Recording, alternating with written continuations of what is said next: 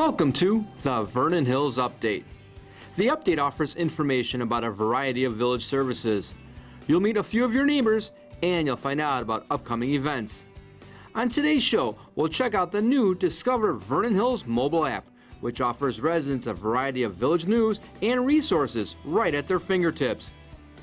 We'll sit down with the Vernon Hills Police Chief Patrick Reese to learn about his experience, his philosophy, and his role at the Vernon Hills Police Department. We'll find out about this year's village tree and menorah lighting scheduled for Saturday, November 25th at the Vernon Hills Golf Course, as well as learn how we can support our local food pantries. And we'll stop by Countryside Fire to review some important safety tips as we prepare for holiday gatherings. Thank you for tuning in to the Vernon Hills Update. We are in the village boardroom with GIS coordinator Will Rockwell, who's also kind of the social media platform guru guy over here for the village. And we're here to talk about a new app that we've got available, and pretty exciting to get this off the ground. This is called the Discover Vernon Hills app, right? That's right. So this app is available for both Android and iOS. And so we'll be demonstrating a few of the features here today. And if anyone has any additional questions, they can always reach out to us here at the Village Hall and we can help them out. And let's start out with when, I know when we first got ready to load things, Apple takes a little bit longer to get everything approved and online, but there are two different ways to go at this. So can we start about what you're looking for? If you're an Android user or if you're an iOS user, can you give a little background? Yeah, sure. So there are different rules with how the app has to be placed on the two different app stores, or the Google Play versus the Apple App Store. So with Android on the Google Play, you're just going to search for Vernon Hills, and the Discover Vernon Hills app will be one of the very top results. Now with iOS, Apple has a lot more rules. So you'll actually be searching for Civic Plus Mobile, and Civic Plus is our website provider here at Vernon Hills. So once you search for Civic Plus Mobile, you'll download that app and then be able to choose Vernon Hills from the list, and then it will open up the Vernon Hills app. And once you've got it loaded, you're good. Yes. And in fact, what we're going to talk about,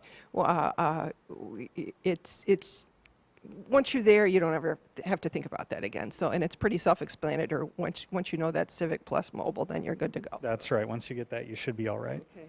And this just got launched not that long ago.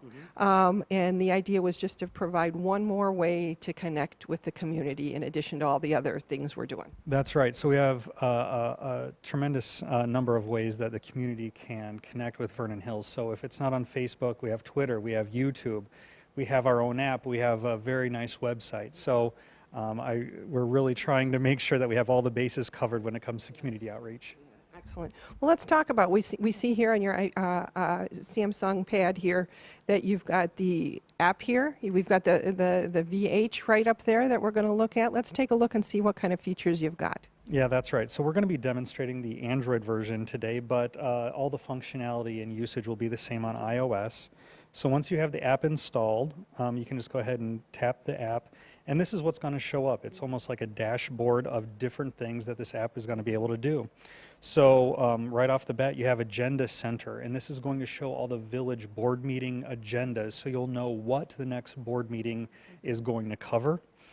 You'll have the calendar, which of course has a lot of the village events and everything that's going to be on our social calendar, so to speak. Now we also have a report a problem module, and I think that this is one that's worth going over, because this actually allows the public, anyone who has the app installed, to actually report a problem to Vernon Hills. So if there's a sign broken, or if there's a street light out, or if there's a pothole, or a tree branch has fallen, these are the types of things you can fire up this app, tell us about it, and we can get on it right away. And because it's mobile and it's on your smartphone or whatever you got as you're driving down the street, it gives you a chance to kind of do it quicker and not wait till you get home to your desktop. Yeah, that's right. So there's, it's really, you can just whip out your phone, or if you have your tablet on you, you can just report it right away and move on, and that way you don't forget about it. Yeah. And one of the neat features of that too is you can take a picture of the item in question, I guess you'd say. That's right. So you can be very precise about what the problem is, and really in a lot of cases that helps us identify the problem too, rather than saying, oh, there's a branch down on Deer Path. Well, Deer Path's a very long street. Where is it? So you can be very precise. That's a really neat feature, and that the mobility of it all is really cool. So, that's a brand new thing. I think that's you've always been able to call in and report a problem or send an email, but just the immediacy of that's pretty cool. Yeah, the mobile aspect of it is nice because it can grab the device's GPS location, so it will know exactly where you are when you report it, or if you don't want to do that, you can just provide an address. Excellent, thank you. What else you got on here? All right, so one of the newest features is actually a link to the Metra parking app. So we instituted just in early September the ability to pay for Metra parking on your smartphone. And so now with this link will actually take you to the vendor that we use for the Metra parking app, and you can choose whether you want the Android or iOS version, and it'll take you right to the app download. Okay, so that's an easy way to get it downloaded, so you don't have to remember all the other steps to go through to get it. So, but then after that, you'll have the icon on your iPad, or you'll have it on your phone, and then from then on, that's the easy. Yeah. That's a cool app too. So we got two great apps. So, and easy to use, very intuitive. I hope so. And if not, you can always submit feedback, and we can do what we can to fix it. Okay, that's a good point on everything. That's the key. You want feedback because we can't improve if we don't know what you need. That's right. If there's a feature that we need to add to this, we certainly can. So we're always open to getting feedback from people and trying to make this as useful as possible. Okay. What's the best way to give you feedback? Probably just to email me. My email is really easy, just willr@vhills.org, or you can call here at the Village Hall, the main number, and we can get in touch. Excellent, too. And if you're having questions about even how to use it, you've helped people through this.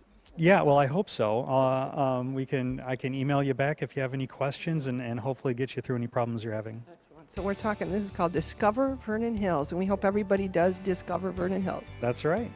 Thank you for taking the time, and remember, if you've got questions, you need help, you want to give some feedback on anything, here's one more way to do it. I mean, we've got a whole list of ways to connect, but here's one more. So thanks for taking the time with us today, and thanks for getting this rolling for us.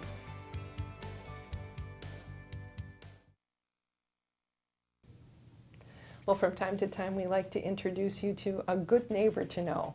We've got a great neighbor to know today. It's our relatively new chief of police, Patrick L. Reese, and he's taken time to be with us today to talk, so we get to know him a little bit and know more about things happening over at the Vernon Hills Police Department. So thanks for taking the time. Of course. And you've been on the job a little while now. It took us a little while to connect here to get to do this welcome interview, but June is when you came in. That's correct. So Okay. about just over 3 months now. Okay. Really becoming familiar with the community, and the department's been terrifically welcoming of me. Well, I know there's been a lot of stuff going on over the summer, and it seems like wherever we are, there you are. Of course, your officers are there too, but that's nice that we can all get to know you that way. So, Yeah, I've enjoyed attending all the special events throughout the summer, and really have met a lot of the community as a result. excellent. Well, let's start with the role of a police chief, because policing is a little different today than it was 10 years ago, 15 years ago, 20 years ago.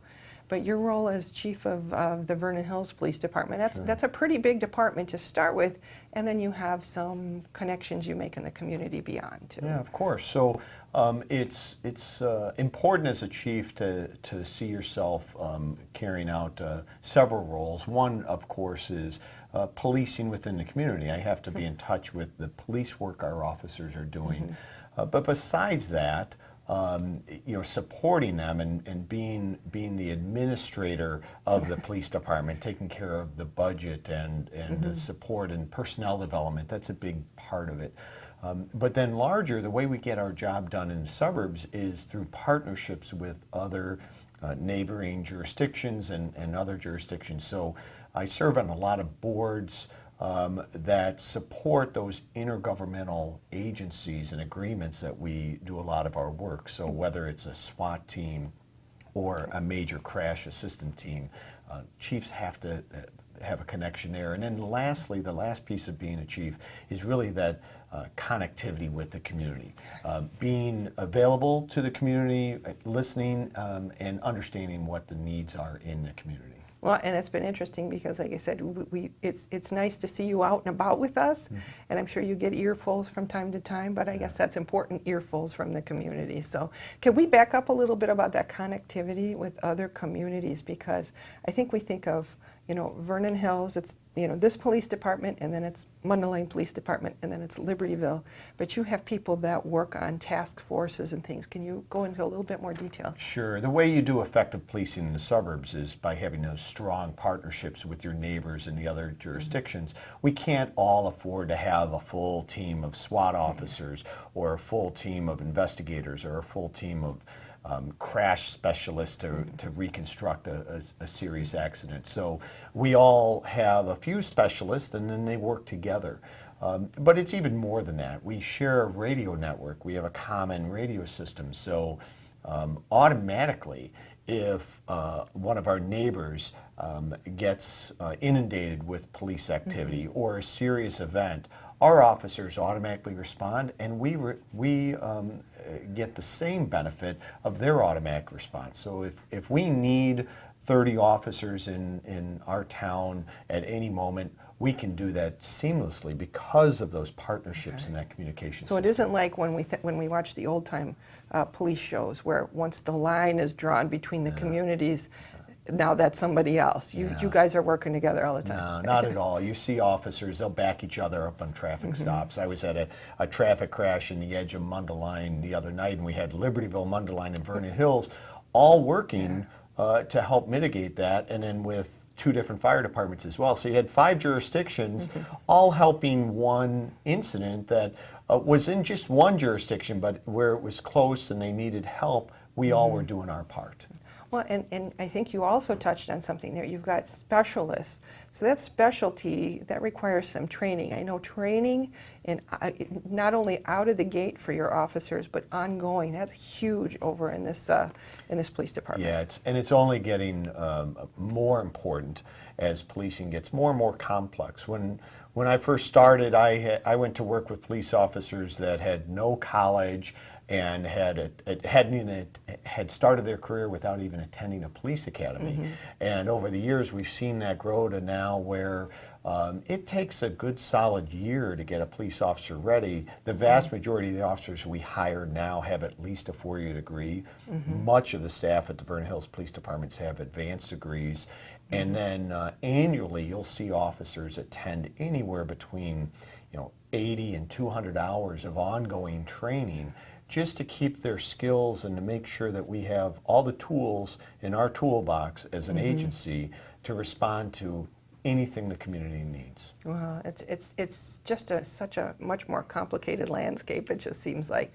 Well, and we also, when we talk about the background of people, I know you've been very supportive here in the VHPD of veterans and people coming back from service. Sure. You served. Yes. So let's talk a little bit about the importance of that connection with the military. And let's talk a little bit about how you even got in. How did you get to this point? I mean, looking back, was that what you always wanted, or what was this role like for you? Well, I was lucky in high school to be exposed to and be part of a law enforcement explorer post, so I knew I had some interest in law enforcement, but I had a real drive to serve in the Army, and I was fortunate to get into a very specialized unit, and a lot of the people in that unit had law enforcement experience as well.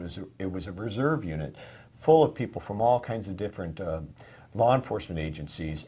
And through my connections and their mentoring of me, I really thought that I wanted to work in federal law enforcement. And I tested and I received some offers, but I'm so happy that I took a position as a patrol officer in a municipality, and I learned that the daily interactions with the community, that you can really make an impact on people's life, whereas the pace of work in the federal agencies is just different. And it's not good or bad, but for me, I found that the fit in a local municipality like this. Well, let's talk about where did you've been around here, so you're from around here. Sure. I've lived in Lake County for over 20 years, and I spent 26 years as a police officer in Winnetka, rising through the ranks, and I served the last 6 years of my tenure there as the chief of police, and just had a wonderful, professional development.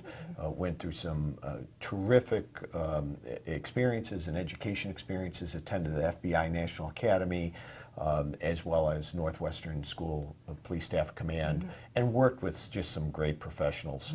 So loved serving that community, but I've always been familiar with Vernon Hills. My brother lived in Vernon Hills, and so when Chief Fleischauer announced his resignation, I was instantly intrigued about the prospect of maybe doing something different. After 26 years in one organization, I thought I was ready for a new challenge.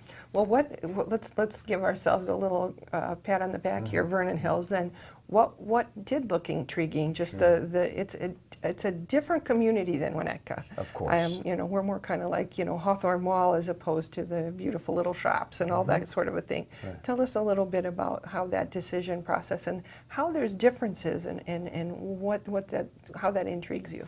So one of the first things is I understood the quality of the people here in this police department, and I had worked with a few of them and had known a few of them, and just knew that the reputation of the Vernon Hills Police Department is the type of organization I wanted to be associated with. But the community, with the development, with the vibrant industrial and commercial base, offered some new challenges for me that I thought were exciting. Certainly the financial position of the community makes it a very smart employment decision when you're looking to to join an organization. That's important. So, but I really saw some opportunities here to do some different things in a new organization. At the core of it, police work really doesn't change that much from town to town. But how you do it and the people you work with certainly change. So I'm understanding that now, 3 months in, and I'm just very pleased with my decision. Oh, excellent. Well, we're pleased as well, and I know that you've got continue ongoing over here. There's a lot of things happening all the time, like we've talked about the training and everybody staying in the loop and the connections and everything. Let's talk generally a little bit about how policing has changed or evolved, or in this day of social media, it's different to be a police officer on the beat today than it was 10 years ago. Of course. And sometimes those are difficult conversations to have, because those are sometimes we you know how it is. You know what I'm talking about. So there's two things that immediately come to mind. One is that it's so easy to communicate now. With the smartphones, just with the internet. I mean, I started policing before the internet was invented, and so everything was phone driven or a typewriter, and it was just a whole different speed of, and it comes with that's a dual-edged sword. It comes with some benefits. It comes with some real negative consequences, because communication's so easy to pass. Miscommunication is real easy to pass.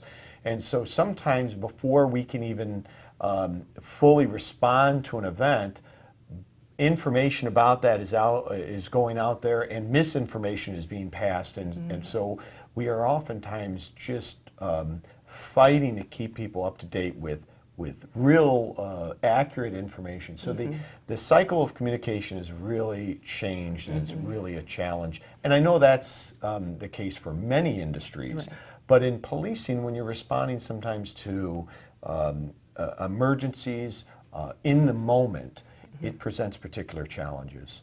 And then, of course, the last 3 years, there's been tremendous scrutiny on this profession. American policing is full of many, the vast majority, honorable men and women that wake up every day with nothing but the best intent to help their fellow citizen. But with 800,000 law enforcement officials across the country, if there's a very tiny fraction of 1% that are out there doing bad things, it's still a lot of people. And so when those things happen, they can bring great scrutiny onto our profession, and sometimes it's deserved, and there are bad things that happen. Unfortunately, there's other times when we don't even know what's happened, but certain advocate groups would reach out and criticize what might be a completely lawful interaction before that agency can even respond. So they haven't even investigated or anything, and then the information is out there. And there's an expectation to quickly be able to present facts when they're not even fully developed. So it's been a challenging 3 years. I mean, law enforcement's always been a challenging profession, but the last 3 years have been particularly challenging. I worry about too much negativity. You see that on the broad strokes many times in the major national media, some great scrutiny. But I'll tell you from a personal perspective, the police officers here in this community feel a great sense of support from the community. People go out of their way to thank the men and women of this police department. When bad things happen, you'll see members of the community going out of their way to shake officers' hands, pat them on the back and say, keep your head up because we know this isn't about you. And that reinforcement really means a lot. Yeah. Well, and you just said community, and I think community is a huge part of your job, of the whole department's job, and I've never heard a bad word on the street about you all. We feel very proud that we're all in this together. So let's talk a little bit about how the community plays such a role, because it isn't just it's on you to keep us safe and we can just do whatever. This is we're all in this together. We all have to be watchful. It's a different world we live in today. We all have to be on guard and we all have to share information. So that connection with the community, you like to know what we think. So that's what I've heard from you over and over and over. So. Absolutely. So twofold. First of all, we want everyone in the community to feel very ready and free to call 911 anytime they see something suspicious. We're never going to criticize someone for calling 911 in good faith. Don't ask yourself, is this an emergency or not? Ask yourself, do I want a police officer here? Do I want a police officer to look into this? Do I need a firefighter? Do I need a paramedic? Whether it's an emergency or not, that's our number. Well, and let's go into that a little bit more. So if I call 911, I see something and it feels wrong in my neighborhood. Right. I don't like what I'm seeing. Right. When I call, what's going to happen? So you're just going to talk to a person, and they're just going to ask you some questions. They're going to ask you, where you are, or what are you seeing. And a citizen can stay anonymous if they want. We will ask a name and we'll ask for a callback number, but if for whatever reason a citizen doesn't want to provide that, we're still going to follow up. We're still going to look into that incident. But we don't come guns drawn, throw people on the ground and figure out, we're going to come, we're going to talk it through, see what's happening and try and resolve the matter. So first and foremost, we want people to know that we want them to use our number. 911 is our number. We want them to call if they need a police officer. Secondly is my phone number, my email address is on the website, as are the two deputy chiefs in the agency. We're available. We want to hear from residents. We want to hear from business owners. We want to hear from visitors. If they have ideas, comments, questions about the agency, if they have any question at all about what they see a police officer doing and they want an explanation, they certainly can come to me. They can come to either one of the deputy chiefs. We want to know about those experiences. Again, we hear a lot of favorable, positive things, but we know from time to time that we don't meet expectations, or maybe there's a miscommunication, or maybe somebody got something wrong.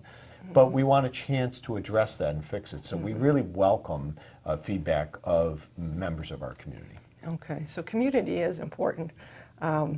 And we are kind of like the eyes and ears out there too with you. We all feel like we're in partnership with you. Right. And I don't think that's so wrong to think that way. When we talk about it too, you, I know, have concerns for the community. You have just some simple things, not just call 911 if you see something, but you've just got a few things I would bet you'd like to get off your chest to share with the community right now. That's a great point. It's really frustrating to see people victimized when simple steps could have prevented that. And today you can't steal a modern car today if you don't have the keys. But yet we have cars stolen out of our community only because people are leaving their keys in their car, or their key fob in their car. They're leaving their car unlocked. And we have bad people that are looking to steal every day in this community. And they'll take a car. And the problem is they do bad things with those cars. Those cars are used in other crimes. They're used in drive-by shootings. We often get the car back, and that owner, frankly, doesn't want that car back after that. So I really emphasize the need to keep our cars locked, take the keys with them. When you talk about it, too, it isn't like the neighbor kid taking it for a joyride. This is not 1955 here. We're talking people are targeting our community because they know we have some pretty powerful cars around here, so they're looking specifically to come in, steal, and get out. That's exactly right. So, you know, we want people to lock their cars. We want them to take any kind of valuable belongings out of the view of the passenger compartment, lock it in the trunk, or take it out of the car. And then, of course, lock the house. We've had a pattern of burglaries throughout the region, not just Vernon Hills, but throughout the Lake County suburbs, of people entering back sliding doors that are left unlocked. So if your lock's not working, please call locksmith, get it fixed. We want our homes locked. Leaving lights on at night goes a long way to lessen the attractiveness of your house to be, you know, targeted by a thief or by a burglar. And so those are simple steps. And then lastly, if you see something in your neighborhood that doesn't look familiar, that makes you, you know, think suspicious, trust that sixth sense. You know, when the hair stands up on the back of your neck, that's a great time to call 911 and just say, I'm seeing something that doesn't make me feel comfortable. Could an officer check it out? And many times we do our best police work when it's in partnership with someone that just picks up the phone and calls. Okay, those are really good tips. And all low tech. It doesn't cost us anything to just be more mindful and more vigilant. So, well, we thank you, and we thank the entire department for taking care of us, as you always have. Thank you for joining it with us and joining the force and being here. And remember, too, so you're saying you've got an open email, you've got an open phone line, or when you're out and about, you want to hear from people. Of course. They'll see me at Coffee with the Cop event. They'll see me at all the special events in the community, and I welcome people to approach me, call me, send me an email. I love hearing from people in the community. Excellent. That's good to know. Thank you for taking the time. It's good to get to know you better. And remember, if you see something, say something. Call 911. All simple things. And thank you, and thank you to the entire department. All right. Thank you.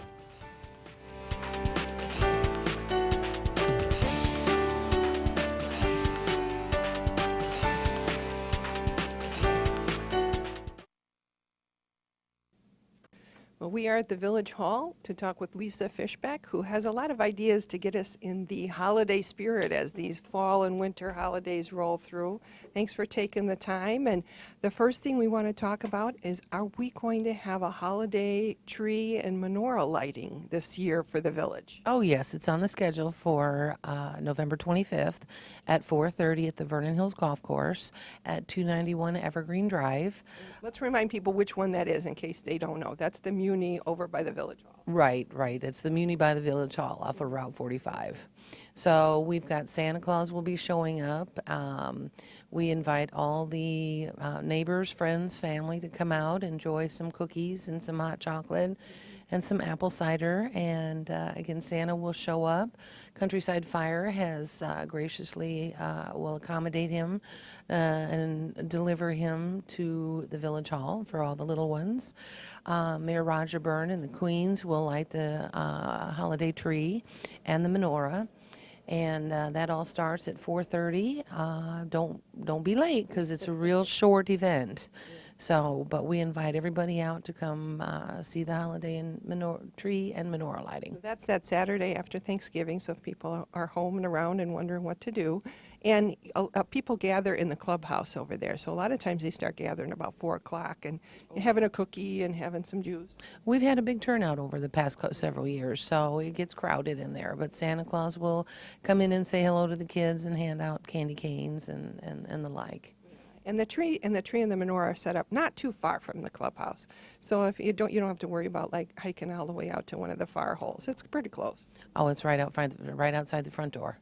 So that's a nice tradition, that tree and menorah lighting. Okay, that's that Saturday after Thanksgiving. Everybody put that on your calendar. And there's information online if you forget to. So, and let's talk about another thing is our Public Works Department will be hard at work setting up kind of our alternative light display. Because in the years past, we used to have the big one over at Cuneo and Loyola. That with the development over there, that's no longer, but we have kind of an alternative for everybody. Right. Public Works is coordinated with our cultural partners throughout the village, corporate entities, and they display the holiday lights that were at the Winter Wonderland. So, and they're displayed all over town, and they're quite beautiful. And there's quite a few. You'll see them at Rust-Oleum, American Hotel Register, throughout the park districts all over town. In the town center, they're on Route 45 and 21. At the metro station, at Public Works, the Village Hall. Just beautiful displays of lights. Our Public Works department goes all out during the holidays to bring in the merriment of Christmas and the holiday season. Well, it's a fun thing. You drive around town, kind of take a look, see if you can spot them. Instead of driving through, the Cuneo property, you just drive all over town and see what you can see. So go shopping, go to a restaurant, stay in town, shop in town, and enjoy the lights all over. So. Oh, yes, and there are some beautiful light displays out there. Yeah. And Public Works does such a great job. I mean, they put out things for, Thanksgiving and the holidays. You can see stuff at St. Patrick's Day. You see stuff all the time. So. Oh, yeah, it's everywhere.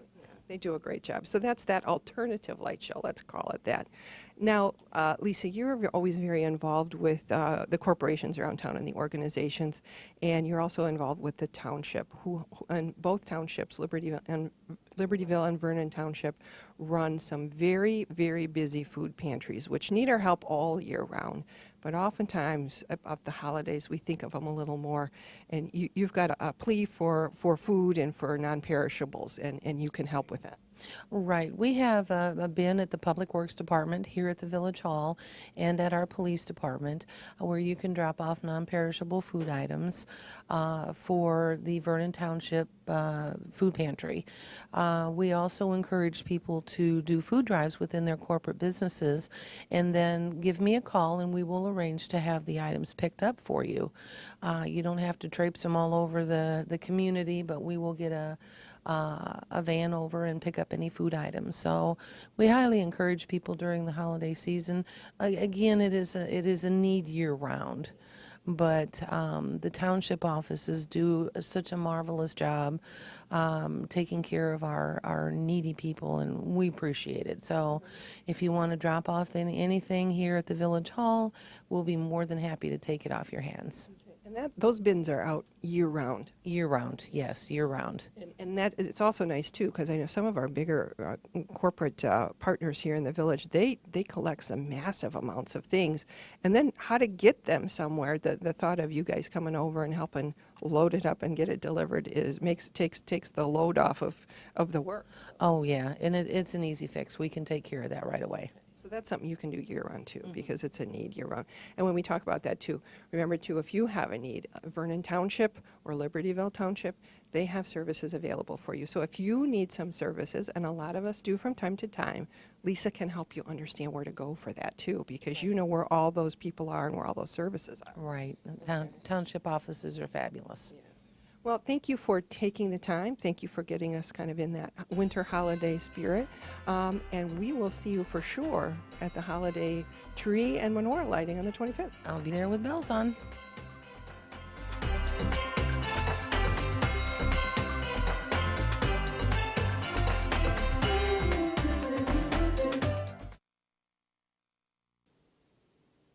Well, it's November, and it's time for us to do some safety tips with Fireman Tony Rodke at Countryside Fire.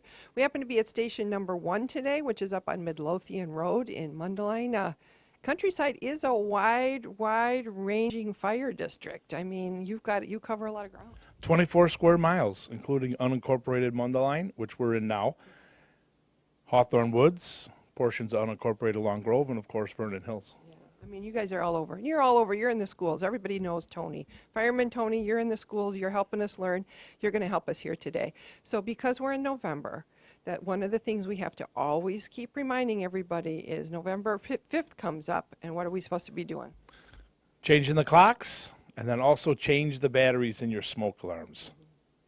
So you want us changing those twice a year to have a good power supply. Yes, when we change the clocks, change the batteries and the smoke alarms. Also, when you do change your batteries, there's a date. That's the manufacturing date of the smoke alarm. Please check it. If your smoke alarm's 10 years old, then we want to make sure that we replace the entire smoke alarm.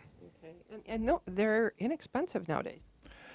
This is a $4 smoke alarm with a battery from our partner Walmart. Okay, there you go. So that shouldn't be something that prohibits you from doing this. So November 5th, don't just change your clocks, change your batteries too. Okay, remember that one. Now the second thing is, because we're going into November, we've got Thanksgiving, we've got holiday gatherings, we've got entertaining, all kinds of stuff going on. So that's when we always like to give people tips for the kitchen. Especially I'm thinking about, cooking up the turkey and all that kind of stuff. Can we give people a few tips of what to do as they're getting ready to entertain? Absolutely, Lynn. First of all, you got to watch what you heat. We don't want to start cooking at the stovetop here and then go to a different part of the house to do another chore. Or we don't want to run outside to play with the kids. Or we don't want to run to the store when we forget something and leave the items cooking unattended. Number one cause of fires in the United States. We want to prevent that, so watch what you heat. Additionally, anything that you're cooking on the stovetop, make sure that you have the correct size lid to your pot or pan so that if something flares up, you can cover it and shut off the heat and just leave it be, okay? Also, the handles, let's get them to the side versus hanging over the edge or to the rear, okay? And why is that? Well, we don't want anybody to bump that and then it could tip over, burn somebody, or a young child can reach up and grab that hot water, hot sauce, and it comes down on top of them. Not good. So we want to have those handles to the side. Additionally, combustibles. As you see here, we have paper product, plastics, okay, that we do not want to have so close to the stovetop. We want to make sure all these items, combustible items, are far enough away from the stovetop that they're not going to catch fire. Well, and similarly, I've heard you say it's nice not only keep a clear zone of combustibles, but keep a clear zone of pets and people and kids and everybody else. Yeah, we call it the safe zone for when there might be children. So they want to see what's going on. We want to get them somewhere safe if they're going to be playing with their toys. If they want to be involved, and lots of them do, let's get them something to do at the kitchen table versus the stove. Additionally, with Thanksgiving approaching and deep fryers, we want to make sure we keep those deep fryers outside, not indoors, not in a garage, and not on wooden decks. Okay, outside on a non-combustible surface such as pavement, concrete, brick pavers, even the grass or gravel. Okay, so you're thinking like driveway, but not the garage. That is true. Okay, yeah, we've seen some excitement when those things, and I know people too. You're supposed to let your turkey thaw it all the way too, because otherwise it really sputters, and that's when you sometimes end up having to come and help. Yes, that turkey needs to be fully thawed and dried before lowering it into your oil. One way to check that is to put the water in first in your pot and check out how much water buoyancy there will be, and then dry that out and put the oil in. Yeah, because it is hard to tell, and then you get the oversplash or you get the overflowing. Okay, so test it out first with your turkey and water. Good idea. Well, that's a lot of really good tips because we do have a lot of people that are going to be cooking and having holidays. We want them safe.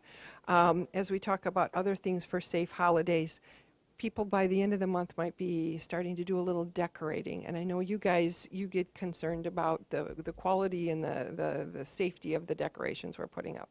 Well, we have the program Keep the Wreath Red, and you'll see that posted right at Thanksgiving, where we're asking you to check all your holiday lights. Do not use extension cords, and make sure there's no frayed wires. And we say keep the wreath red, which means we don't want to have any white light bulbs put into our wreath that we have on the fire station. We'll have all red light bulbs. And if there is a white light that you see on the wreath as you pass the fire station, that means that there was some type of fire incident, and we replace the red bulb with the white. So we say keep the wreath red, check your lights, don't use extension cords, and check for frays. Okay, so That's as we're coming through November. That's a lot of stuff to keep track of, isn't it? But all very important things. Those are the kinds of things you're teaching our kids in the schools. So thank you for doing that. And always we like to remind people, if you're concerned, you think you've got a problem, you're thinking about it 2 times, 3 times, should I give a call? What should I be doing? When in doubt, call it out, 911. Well, thank you for these tips. We hope you and your crews at Countryside have a great holiday season and a great Thanksgiving. So thank you for the time today. You're welcome, and on behalf of Countryside Fire, happy Thanksgiving to all you out there.